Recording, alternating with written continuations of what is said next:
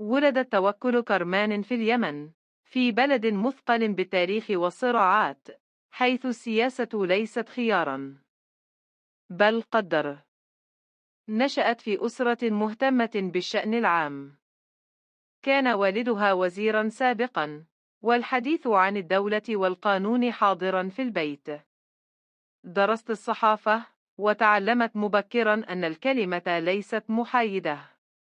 في مجتمع محافظ، كان صوت المرأة محدوداً، لكن توكل اختارت أن ترفعه. أسست منظمة صحفيات بلا قيود، وبدأت المواجهة مع السلطة عبر التقارير والاعتصامات. كانت ترى في الصحافة واجباً أخلاقياً، لا مهنة فقط. توقف قصير. هل يولد الشغف بالحرية؟ أم يفرض حين تسلب؟ عام 2011 انفجرت المنطقة. الربيع العربي لم يكن فكرة عابرة، بل زلزالا سياسيا. في صنعاء، تحول ساحة التغيير إلى قلب الثورة.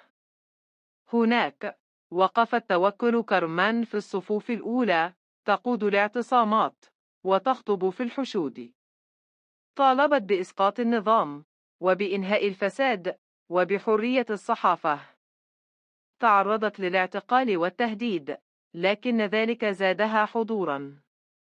وفي العام نفسه جاء الخبر الذي صدم العالم: فوزها بجائزة نوبل للسلام، لتصبح أول امرأة عربية تنالها. العالم احتف، واليمن انقسم. وقفة تأمل. هل الجائزة تتوج المسار، أم تضعه تحت مجهر أقسى؟ مع مرور الوقت تغير المشهد. الثورة التي حلمت بها توكل انزلقت إلى صراع دموي.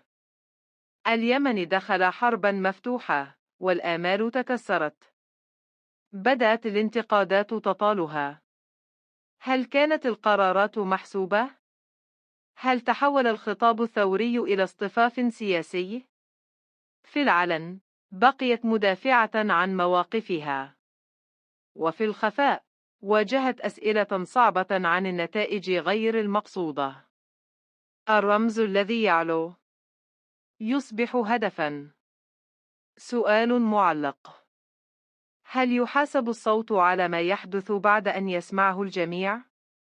لم تحاكم توكل كرمان قضائياً، ولم تدان بجريمة، لكن محاكمتها كانت شعبية، على الشاشات وفي النقاش العام. أنصارها يرونها أيقونة حرية، كسرت حاجز الصمت. منتقدوها يرونها جزءاً من فوضى سياسية أضرت بالبلاد. اسمها ارتبط بالربيع العربي بكل آماله وخيباته. اليوم تستدعى تجربتها كلما ذكرت ثورات لم تكتمل. لحظة صمت. هل تقاس الأفعال بنياتها، أم بنتائجها؟ قصة توكل كرمان ليست أبيض أو أسود. هي حكاية إنسان آمن بالكلمة ودفع ثمنها.